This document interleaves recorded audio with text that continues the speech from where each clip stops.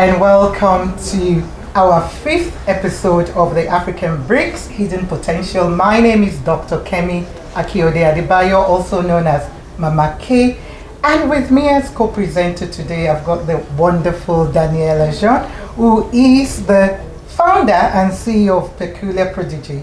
And in today's program we have the pace setter Winnie, Joyce, Dlamini. She is the CEO and founder of Little Joy Farming based in Cape Town. I know I didn't get the name right. Tell us what the name is first. Let me start with that first. So, what's the proper name? How do I pronounce it? The name is Lihle Joy Farming. Okay. Pty Ltd, but it's powered by Joyce Mesh Poultry and Farming Cooperative. Wow. Yes. So you're about providing feeding for the community, for That's the right. neighborhood, for the nation, for everybody basically. Yes. Where did the journey begin? And it's unusual to find female farmers, who are doing what you're doing. Okay, so thank you so much for the question, Mama K. So it started in 2019, just towards the end of the year, before COVID took place. I just decided I'm just going to drive to the farming areas because in the Western Cape, places are separated. There's farming areas, there's residential areas. So I just decided I'm going to get into the N7 and just go look for a farm. And that's what I did. I went there. Same day I got there, I got the farm and I started doing this project. Same day. So the motivation behind that was that I grew up with my grandparents and they were farmers. My grandmother was a great farmer. So it just came naturally to say, okay, just go and do this. And even though I'm working in a financial institution, but I just wanted to do it, it's something that I love to do. It's a passion actually. So that's where the journey started up to now. That's an interesting one. How important is it for you, there's 7 of you in the business, how important is it for you to connect and remain on the same page when it comes to operations? And how do you achieve this objective when it comes in the different stages? So when we came together as women, the first thing is that we had a common goal. We all wanted to do farming. Over and above whatever we were doing, you know how we are as women, we multitask. So we all wanted to do farming. So that was the first, tick there. And then number 2, we discovered that we have different expertise. Each one has got a different skill, which we felt we needed in the cooperative. So each one was allocated based on their skills and their expertise in order for us to be able to grow our cooperative, even though in some other areas we needed to hold hands together and also cooperate or collaborate together in terms of growing the cooperative. Wow. So I'm going to ask something totally, different for me. What has been some of your success, achievement, what you've achieved, what you're mostly proud of in terms of what you've done with your cooperative and this powerful women? Well, up to this far, the main one is when we got a bigger market, and we had to go to take our chickens to an abattoir. It was like we had to take 500 of them. So it was a great step for us to push up, because that was a breakthrough, because from that time then we were able to grow, to say that from each and even though we're small, but we're able to say, okay, for a month we then were able to do 500. So it allowed us to grow. So it was just that breakthrough that we needed. In the agricultural sector in South Africa and Africa as a whole, there's definitely a lot of challenges. True. So maybe you want to share with us, for some of the young ones who might be thinking, okay, let me go back into farming, because like you said, your grandparents, you were inspired, by them. So what are some of the challenges and what are the opportunities, that are available? the main thing about farming, you've got to love it. You've got to love it. It's a love issue, because there's a lot of challenges, and through those challenges you don't give up. You find alternative ways. You find solutions. For example, in South Africa in particular, currently we beside COVID, there's been an issue of load shedding. So load shedding is a challenge because on our side at the moment we're growing meat chicken, that is the broiler chicken. So we get it from 1 day old.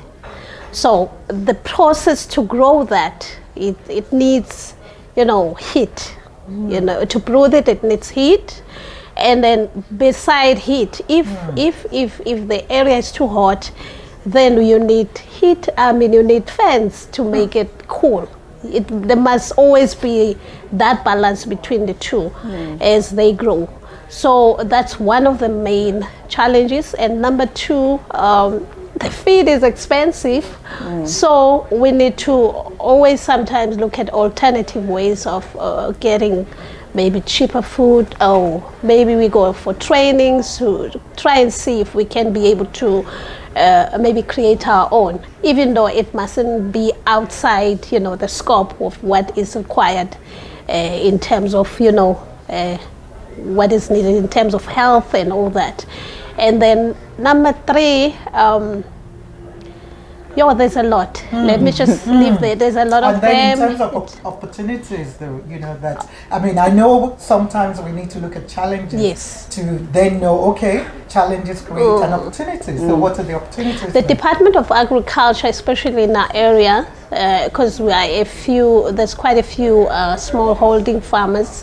We, especially in the past 2-3 years, the opportunities were there in terms of, okay, we created a network, and then the department will come to our area and then give us some, trainings in terms of, okay, what is the required standard in terms of growing your chicken? How does your coop, needs to look like in terms of the health and safety and all those, in terms of how you can get the market, in terms of the finances, how do you keep your financials, your books, your cash flows and all those things. So that was a plus, that we go through those type of trainings. And then over time, then maybe we might be able to get some opportunities, even from the department, where they give us some of their customers, so that we can be able to, to grow. You've mentioned a couple of challenges. What kind of things motivate you and inspire you to carry on despite the challenges that you face? The love of what I'm doing. You have to. It's LOVE, that's all. And also the community also, it's the second thing, because your product becomes you. So when they look at you, they don't look at you, they look at your product. So they kind of like, where's the chicken? We need meat, we need chicken. So that is another motivation for us to carry on and push on. Oh, interesting. Well, I don't know whether you've got any more questions before we close the first segment. And if not, we'll be right back.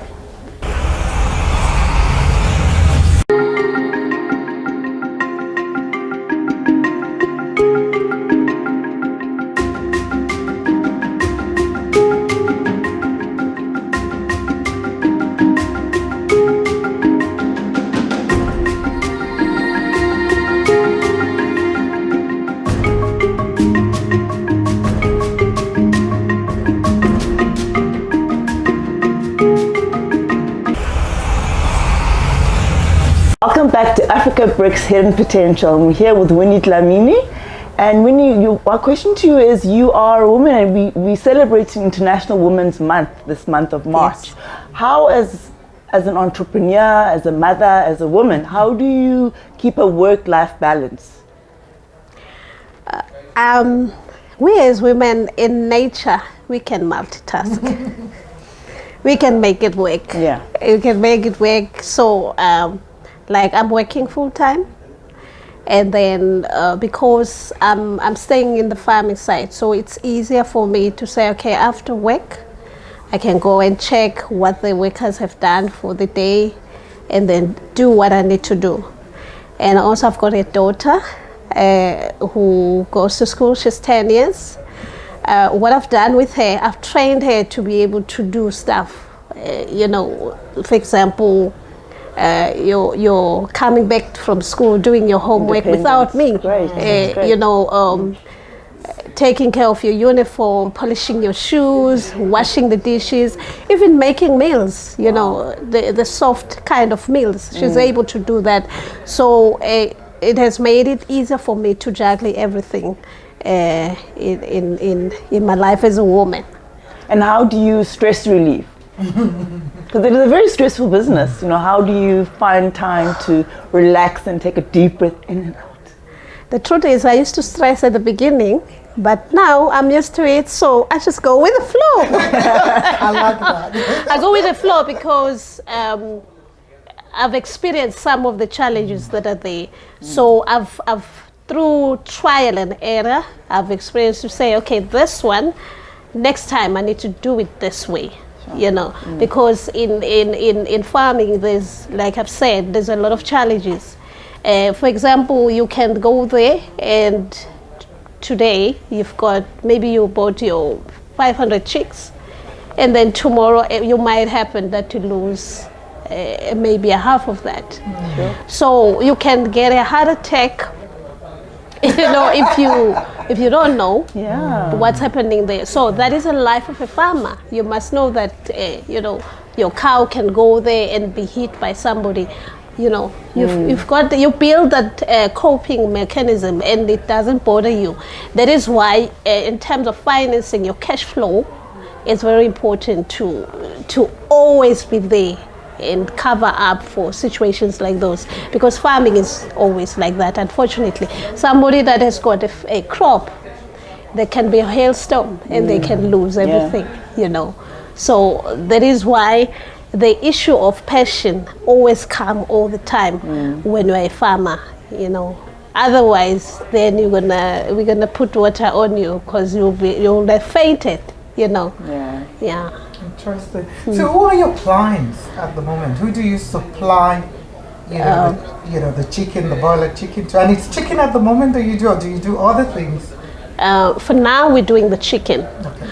So we grow it, and then we send it to an abattoir close by us, and then they dress it. And then I've got customers for now locally, which is across the city. Some ladies that are also cooking the small restaurants and all that, but we are planning into getting into bigger retail shops, and so that we can be there as well. What of eggs? You don't do? Can I not come and buy eggs from you? Or it's something you're looking into? It's something chicken, you think eggs.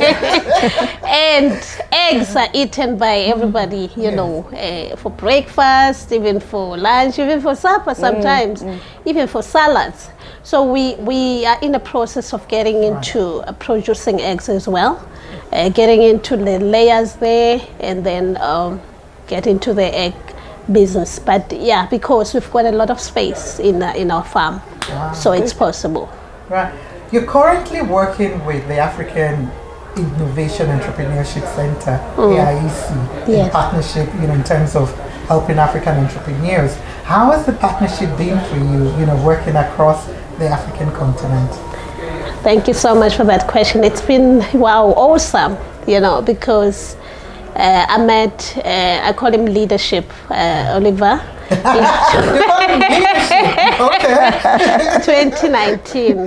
2019 in one of the network sessions. It was a ladies network session. Then the journey has continued since the time. So Okay, for us as Joyce Mesh Poultry Farming or Lihle Joy Farming, it's been such a great journey because one, we've learned a lot in terms of entrepreneurship through the conferences we've always attended, through meeting, even for coffee, we've had all of those. Meeting also for drinks, for wine. He likes wine. So there's a lot that we've learned. And also through those networking sessions and everything, we've grown quite a lot to understand different facets of entrepreneurship. So that is, for us, that's the main thing, is that we've grown because we go and implement everything that we've learned, whether it's in terms of marketing, whether it's in terms of finances, whether it's in terms of production. Because we meet a lot of people with different skills and different expertise, and then we take whatever that we learn and implement it in our cooperative. Okay. What are one of the most important things that you personally have learned in this business?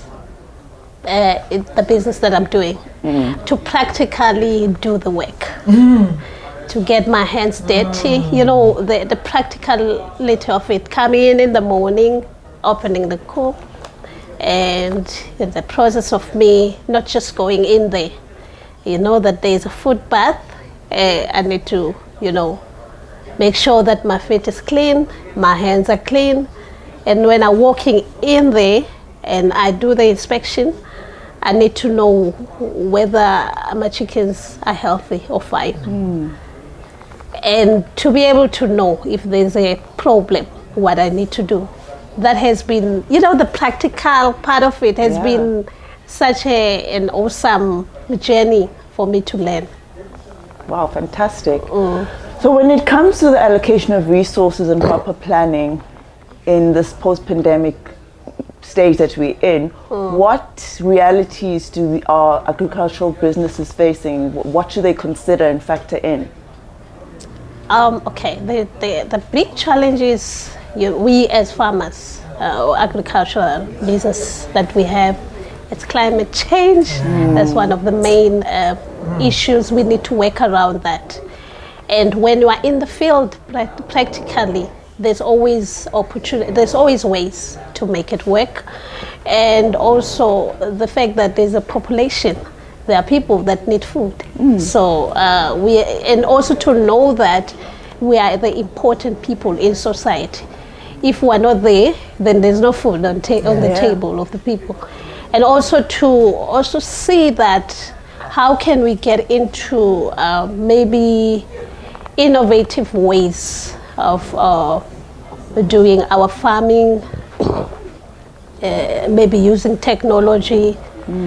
Though, with technology, we actually need to dig deep there, especially because in South Africa, we've got an issue of load shedding. We don't know how long it's going to take. So we really are looking at other innovative ways of how can we build and sustain our business. Sure. There's a lot there. Obviously. I know we will really love to go on, and hopefully we will see you at the conference, which is happening definitely at the end of the month. We will be sharing the details, at some point. How can people contact you? Okay, my contact number is 2760-406-5379 or 2773-895-1039. And then there's also an email address for Joyce Mesh. It's joycemesh21@gmail.com. And then we also have the Facebook page, which is Joyce Mesh Poultry and Farming. That you can find us there as well. And also with Twitter, it's at Joy_Smash, and also with what's the other one? Instagram? Yes, Instagram. We will share all the details at the end of the program. Also Joyce Mesh. Winnie, do you have any final words for our listeners? I would really like to say thank you so much to Mama K and UD for giving me this opportunity to talk about my passion, who is Joyce Mesh, portrait farming, powering Lihle Joy farming, and also to say thank you so much to AIEC as well for this opportunity. I'm looking forward to the conference at the end of the month, and here I'm expecting more more tools to go and grow and do better. They say a journey of 1,000 kilometers start with one step. Yes. So it's one step at a time. Thank you so much. Thank you so much. I love that. And thank you, for availing yourself to us. And we wish you all the best with what you're doing. Because this is an area that is indeed necessary. I don't know, Daniella. Absolutely. Yes. Farming is something, and I like what you said about looking at innovative ways of using technology, in terms of farming. And I know there are people across Africa who will hopefully reach out to you to try and learn more on how you're doing. So I think that's what we've got time. And like you said, people don't eat, they're not happy. Yeah, exactly. They're grumpy. Yes. And you need to love farming. I love that tip there. You need to love it. Yes. It's based on love. You can't just say you want to do it. So Yes. Thank you so much. You're most welcome. Well, till next time, God bless. Thank you. Bye-bye. Bye-bye.